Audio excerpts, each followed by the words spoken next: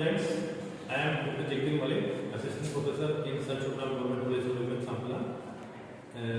आज का हमारा टॉपिक है क्लाइमेटोलॉजी में composition and structure of the atmosphere. आज हम सबसे पहले कंपोजिशन के बारे में बात करेंगे। उससे पहले थोड़ा सा इंट्रोडक्शन हो जाए, मीनिंग एंड डेफिनेशन हो जाए। व्हाट इज द एटमॉस्फेयर, वो होता क्या है। हमारी पृथ्वी के चारों ओर कई हजार किलोमीटर की मोटाई में एक गैसों का आवरण बना हुआ है। तो ये चारों तरफ फैला हुआ है, जो पृथ्वी की गुरुत्व शक्ति के कारण इसके साथ चिपका हुआ है। और एक और खास बात है, पृथ्वी का अभिनंदन जो ये पृथ्वी के साथ घूर्णन भी करता है और सूर्य की परिक्रमा भी करता है। यानी कि फिर से मैं रिपीट कर रहा हूँ कि ये हमारी पृथ्वी का एक अभिन्न अंग है। इसलिए हम पृथ्वी को वायुमंडल से और वायुमंडल को पृथ्वी से अलग नहीं कर सकते। अब मैं इनके बारे में डेफिनेशन बताता हूँ। एक F.J. मोकहाउस की है, आई कोट इट। वायुमंडल गैस की एक पतली परत है जो गुरुत्व आकर्षण के कारण पृथ्वी के साथ सटी हुई है। और इसके साथ ही H.J. क्रिस्टोफर ने बताया वायुमंडल लटके हुए ठोस एवं द्रव कणों का एक ऐसा गहरा आवरण है जो पृथ्वी को पूर्णतः घेरे हुए है। फिर से वही बात निकल के आती है इसमें जो मैंने अभी बताया था। These are the definitions quoted by the scholars. तो चारों तरफ से पृथ्वी को घेर रखा है, एक आवरण है जो इसका अभिन्न है और इसके साथ चिपका हुआ है। अब हम करेंगे वायुमंडल के संगठन के बारे में बात। संगठन और structure, these are two different things. संगठन का मतलब होता है कि कंपोजिशन, किस चीज का ये बना हुआ है, किस किस चीज से मिला हुआ है। स्ट्रक्चर, उसकी अवस्थिति, वो कहाँ पर, उसकी संरचना कैसी है, कहाँ पर है। तो कंपोजिशन तीन चीजों का बना हुआ है। ये अनेक गैसों का एक यांत्रिक मिश्रण है। यांत्रिक मिश्रण का मतलब है कि हम इन गैसों को अलग नहीं कर सकते। ये यांत्रिक रूप से ये आपस में जुड़ी हुई सारी गैसें। तो ये कुछ गैसेज है जो मैंने यहाँ पर लिखी हैं, जो हमारी जो एटमॉस्फेयर है इसकी मुख्य गैसें हैं। सबसे पहले नाम आएगा नाइट्रोजन का। इसका अगर टोटल को 100 मान लिया जाए तो नाइट्रोजन डोमिनेट करती है और 78.04% इसका पार्टीशन है इसमें। ये 128 किलोमीटर तक फैली हुई है। हमारे वायुमंडल में पृथ्वी के तल से 128 किलोमीटर तक नाइट्रोजन फैली हुई है। इसके बाद नंबर आता है ऑक्सीजन का, जो 20.94%, ऑलमोस्ट 21% इसका शेयर है हमारी वायुमंडल में। और ये भी जीवनदायिनी, इसको गैस भी बोलते हैं। इसके बारे में थोड़ा डिटेल में भी आपको बताऊंगा। और ऑर्गन है 0.94%, कार्बन डाइऑक्साइड है 0.039% और हाइड्रोजन है 0.04%। इसके बाद कुछ इनएक्टिव गैसेज हैं जिनका पार्टीशन, जिनका जो इसका शेयर है वायुमंडल में बहुत ही कम है। तो इसमें हाइड्रोजन के बाद है नियॉन, ये हीलियम है और क्रिप्टॉन है। इसके बाद ज़ेनॉन और ओजोन, ये भी बहुत ही नेगेटिव, बहुत ही कम मात्रा में ये उपस्थित है। तो थोड़ा सा मैं आपको इनके बारे में बता दूं। नाइट्रोजन जैसे डोमिनेट करती है तो नाइट्रोजन बहुत ही इंपॉर्टेंट गैस हमारे वायुमंडल के लिए है। ये आपने देख लिया कि 78% वायुमंडल में इसका शेयर भी है, इसकी हिस्सेदारी सबसे ज़्यादा है। अगर नाइट्रोजन नहीं होती हमारे वायुमंडल में तो चीज़ें इतनी तेजी से चलती कि उनको रोक पाना मुश्किल होता है। इसलिए नाइट्रोजन की उपस्थिति बहुत ही आवश्यक है।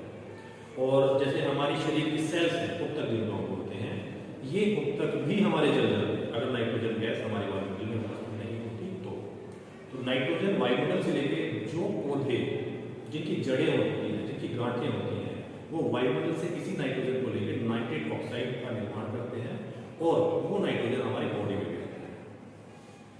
इसके बाद है ऑक्सीजन, जिसका शेयर है लगभग 21%, 20.94%। तो जो ऑक्सीजन हमारी गैस है, ये जीवनदायिनी गैस इसलिए कहते हैं कि अगर ऑक्सीजन ना हो तो हमारा जीवन मुश्किल है, हम नहीं जी सकते हैं इसके बिना। ऑक्सीजन अगर ना हो तो आग जलेगी नहीं, नाइट्रोजन नहीं होगा तो बुझेगी। तो जो ऑक्सीजन हमारी गैस है ये चीज़ों को डाइल्यूट करती है, दहन में इंपॉर्टेंट है, जलने के लिए आवश्यक है। जैसे आप एग्जाम्पल मैं आपको बताऊँ, आपने कोई मोमबत्ती जला रखी है, उसके ऊपर कोई आप कप ढक देंगे तो बंद हो जाएगा। क्यों? क्योंकि उसको ऑक्सीजन नहीं मिल रही। और भी बहुत सारी ऑक्सीजन के बारे में, पर आई थिंक राइट नाउ इसके लिए सफिशिएंट है। इसके बाद ऑर्गन है 0.94%, कार्बन डाइऑक्साइड है, ये बहुत इंपॉर्टेंट गैस है कार्बन डाइऑक्साइड। जो हमारी पृथ्वी जितना हम इंसुलेशन, जितना सूर्य तक हम प्राप्त करते हैं उतना जो लौह विकिरण के द्वारा, टेरेस्ट्रियल रेडिएशन के द्वारा उतनी ही वापस वायुमंडल में चली जाती है। परंतु जो कार्बन डाइऑक्साइड है ये हरित ग्रह प्रभाव क्रिएट करती है और जो रेडिएशन है उसको रोक लेता है, ताकि हमारा जो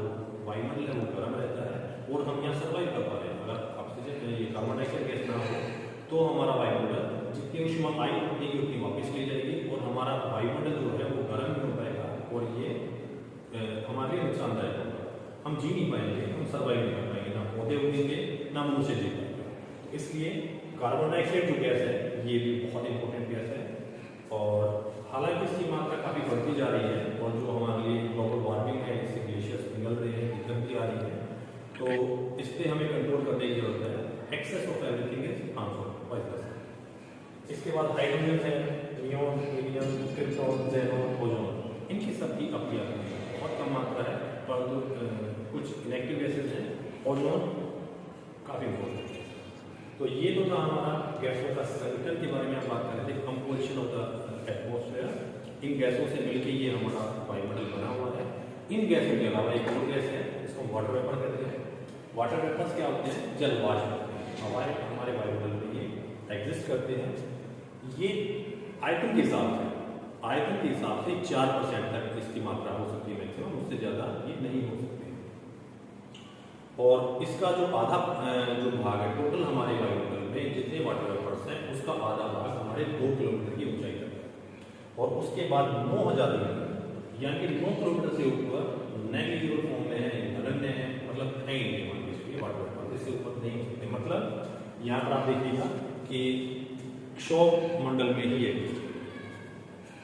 तो ये तो था हमारा कंपोजिशन के बारे में, जो वायुमंडल के संगठन के बारे में की चीजें। अब हम थोड़ा सा इसके स्ट्रक्चर के बारे में बात करें कि अलग अलग गैसेज हैं, उनका आयतन अलग है, उनका घनत्व अलग है और ये जो गैसेज हैं स्ट्रक्चर को आप समझ भी पाएंगे इस तरीके से कि कंपोजिशन तो हमने टोटल बता दिया कौन सी गैसेज हैं, परंतु कोई भारी है कोई हल्की है तो उस हिसाब से उनका अपना अपना डिस्टेंस है। तो सबसे पहले अगर हम देखें यहाँ पे तो हमने इसको क्षोभ मंडल, संताप मंडल, मध्य मंडल, आयन मंडल और बाह्य मंडल 5 मंडलों में हमने इसको टोटल बांट दिया है। तो this is the structure of the atmosphere. सबसे पहले हम शुरुआत करते हैं क्षोभ मंडल की। क्षोभ मंडल जो है सबसे निचली परत है, भारी गैसेज यहाँ पर इकट्ठी हो जाती हैं। जितने भी मौसम संबंधी जितनी भी प्रक्रियाएं होती हैं, आंधी आना, तूफान आना, ओले पड़ना, बारिश होना, तुषार, एवरीथिंग, जो भी मौसम संबंधी जितनी भी क्रियाएं होती हैं वो सारी की सारी यहीं पर होती हैं। वाटर वेपर्स भी मैंने आपको बताया था अभी कि 9 किलोमीटर से ऊपर बिल्कुल भी नहीं, यानी कि 2 किलोमीटर की ऊंचाई तक मैक्सिमम, यानी कि आधा वाटर वेपर्स जलवाष्प की मात्रा यहाँ पर पाई जाती है और वो बहुत इंपॉर्टेंट होता है, एक इंजन की तरह काम करता है हमारे एटमॉस्फेयर के सर्कुलेशन। तो क्षोभ मंडल की अगर बात करें तो ये 8 किलोमीटर से लेकर 18 किलोमीटर, यानी कि ध्रुवों के ऊपर 8 किलोमीटर और हमारे जो भूमध्य रेखा उसके ऊपर 18 किलोमीटर इसकी ऊंचाई हो सकती है। तो इसमें सारी मौसमी परिघटनाएं इसी मंडल में होती है। ये मंडल हमारे लिए बहुत ही इंपॉर्टेंट है। इसके बाद इसके ऊपर होती है क्षोभ सीमा पाई जाती है। क्षोभ सीमा यानी अचानक से यहाँ पे जो तापमान है वो -45 डिग्री पर, जैसे आपको पता है सभी को कि जैसे जैसे हम धरातल से ऊपर की तरफ जाते हैं, धरातल से जैसे जैसे हम ऊपर की तरफ जाते हैं 165 मीटर की हाइट पे 1 डिग्री सेल्सियस तापमान कम हो जाता है। इसी तरीके से जैसे जैसे हम ऊपर जाएंगे तो इसका तापमान कम होता जाएगा और ये -45 डिग्री तक चला जाएगा। तो इसके बाद एक क्षोभ सीमा है जहाँ पर इसको ट्रोपोस्फेयर बोलते हैं इंग्लिश में और ट्रोपोपॉज बोलते हैं कि यहाँ पर क्षोभ जो मंडल है ये समाप्त होता है। तो समाप्त होता है तो वायुमंडल है तो अचानक से तो समाप्त हो नहीं सकता, इसलिए ट्रांजिशन जोन होता है। 1.5 से 2 किलोमीटर मोटी एक लेयर होती है जो क्षोभ मंडल को समताप मंडल से अलग करती है। तो क्षोभ मंडल की सीमा जो है इससे ऊपर 50 किलोमीटर की हाइट तक ये समताप मंडल यहाँ पर फैला हुआ है। अब यहाँ पे जो हम देखें कि 20 किलोमीटर से आगे 30 किलोमीटर है कि टोटल धरातल से 50 किलोमीटर ये समताप मंडल होता है। इसमें ऊपर 30 किलोमीटर से ऊपर यानी कि 20 से 10 किलोमीटर के बाद यहाँ पर एक ओजोन मंडल अलग से एक लेयर है। ओजोन मंडल कुछ और नहीं है, ये O3 यानी कि जैसे मैंने अभी बताया था कि कंपोजिशन में ऑक्सीजन गैस इसको हम O2 बोलते हैं, इसी के यांत्रिक रूप से O3 इसकी और भी गहन और भी घनी एक लेयर होती है O3। ऑक्सीजन ठंडी गैस है, आप सभी को पता है। तो यहाँ पर O3 का ज़्यादा कंसंट्रेशन है, तो यहाँ से जो सूर्य से आने वाली पराबैंगनी किरणें होती हैं वो यहाँ पर इसको पार नहीं कर पाती हैं और हमारी एक छलनी का काम करती है। इसके अंदर से पराबैंगनी अल्ट्रावायलेट रेज होती हैं, बहुत गर्म होती हैं। अगर ये लेयर O3 ओजोन लेयर ना हो तो वो सीधी हमारी धरती में आए और सूर्य की किरणों के सामने हम खड़े नहीं हो पाएंगे, हमारा शरीर जल जाएगा। तो इसलिए ये छल्लियाँ काम करती हैं, जैसे पेड़ की छाया में आधी धूप होती है, आधी छाया होती है, या ऊपर छल्ली है उसमें से धूप निकल के आ रही है, तो सीधी किरणें नहीं पड़ती और हम उसमें सर्वाइव कर सकते हैं। तो यहाँ तक आते आते तापमान जो होता है 0 डिग्री सेल्सियस तक आ जाता है। यहाँ पे तापमान घटता जा रहा था, यहाँ पे ये बढ़ता जाएगा तापमान, क्योंकि जो ओजोन गैस है सूर्य से आने वाली पराबैंगनी किरणों को अपने अंदर अवशोषित कर लेती है, तो इसका तापमान बढ़ जाता है। और ये जो -45 डिग्री था यहाँ पे तापमान, और ये यहाँ पे 0 तक आएगा, क्योंकि इसका तापमान यहाँ पे बढ़ जाएगा। समताप मंडल के बाद है मध्यम मंडल, इसकी ऊंचाई धरातल से हम यहाँ से ले रहे हैं, इसके बाद 80 किलोमीटर तक, धरातल से लेकर 80 किलोमीटर तक इसकी ऊंचाई है।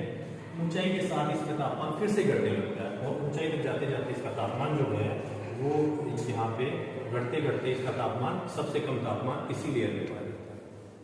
तो ये मध्यमंडल है, और इसमें पर्ल क्लाउड्स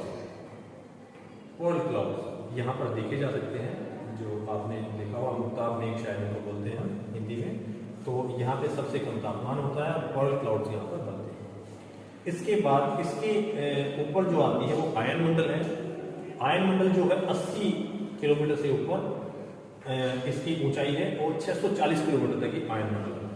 इसमें आयन मंडल में कुछ लेयर्स हैं, अलग से डिफरेंट लेयर्स हैं, जो हमारी रेडियो तरंगें होती हैं यहाँ से परावर्तित होती है आयन मंडल में। आयन मंडल बहुत ही इंपॉर्टेंट है हमारे लिए। अरोरा बोरियोलिस जैसे हम बोलते हैं, अरोरा बोरियोलिस का मतलब ये होता है कि इसमें जैसे हम ध्रुवीय प्रकाश देख सकते हैं, यहाँ से हम यहाँ पे ध्रुवीय प्रकाश यहाँ पे कलर होता है। यहाँ की पृथ्वी की जो शेप है, इसके ऊपर जो पूरी की पूरी लाइट है जो हम देखते हैं, एक बार मकर तक जाती है, एक बार कर्क रेखा तक जाती है, तो इसके ऊपर हम देख सकते हैं कि ध्रुवीय प्रकाश हम देख सकते हैं यहाँ पर मिलता हुआ। अरोरा बोरियोलिस, उत्तरी ध्रुवीय प्रकाश और दक्षिण ध्रुवीय प्रकाश, यहाँ पे हम देख सकते हैं इनको। और यहाँ पे एक और इम्पोर्टेंट चीज है, यहाँ पे आयन मंडल में रेडियो तरंगें जहाँ पर आवर्तित होती है, तो 80 से ऊपर 90 किलोमीटर की ऊंचाई तक, यानी कि 10 किलोमीटर की ऊंचाई इस परत को हम डी लेयर बोलते हैं। यहाँ पे हाई फ्रिक्वेंसी की जो रेडियो तरंगें होती हैं वो परावर्तित होती हैं, और डी लेयर के बाद एक अगली लेयर होती है, इसको हम यहाँ पे ई लेयर बोलते हैं। ये 160 जो किलोमीटर तक होती है इसकी ऊंचाई, 90 से 160 किलोमीटर की ऊंचाई तक होती है। यहाँ पे मीडियम जो वेव्स होती है, मध्यम रेडियो तरंगें होती है, यहाँ से परावर्तित हो जाती है इस ई लेयर से। इसके बाद जो अगली लेयर है वो 640 किलोमीटर की ऊंचाई तक है, यहाँ पे तापमान -1000 डिग्री सेल्सियस तक चला जाता है, क्योंकि यहाँ पे तापमान फिर से बढ़ता जा रहा था। और यहाँ से जो स्मॉल लघु तरंगें होती हैं वो परावर्तित होती है। तो इस तरीके से हम देख सकते हैं कि ये जो आयन मंडल हमारे लिए बहुत इंपॉर्टेंट है। इसके बाद आयन मंडल के बाद जो आखिरी जो लेयर हमारी है, जो मंडल बोलते हैं, जोन है, वो बाह्य मंडल बोलते हैं। यहाँ के टेम्परेचर बहुत ज़्यादा हो जाता है, 1480 डिग्री सेल्सियस तापमान हो जाता है, परंतु इसकी कोई इंपॉर्टेंस नहीं है। रीजन क्या है कि यहाँ तक आते आते 5वीं लेयर तक आते आते गैसेज इतनी हल्की हो जाती है, बाहरी लेयर उससे कम, उससे कम, उससे कम, और सबसे कम हल्की हीलियम टाइप की जो गैसेज जो मैंने बताया था आपको, यहाँ पे जो हाइड्रोजन है, हीलियम है, क्रिप्टॉन है, इस टाइप की जो गैसेज होती हैं यहाँ पे इसकी बहुलता होती है। और बेशक इनका टेम्परेचर ज़्यादा हो जाए, क्योंकि इसमें इसके अणु जो लोग होते हैं तो इसका इम्पैक्ट बिल्कुल भी नहीं होता है, कोई इसका प्रभाव नहीं पड़ता है। तो ये आखिर में जाके जो वायुमंडल है, आखिर तक जाते हुए ये ब्रह्मांड में विलीन हो जाता है जहाँ तक है। और मतलब एक क्लियर डिमार्केशन नहीं है कि यहाँ तक हमारा ब्रह्मांड है, अलग अलग हैं उसके बारे में कैलकुलेशन हैं, परंतु इसको बाहरी मंडल में लिखते हैं। तो it was that, I think आपको अच्छा लगा होगा।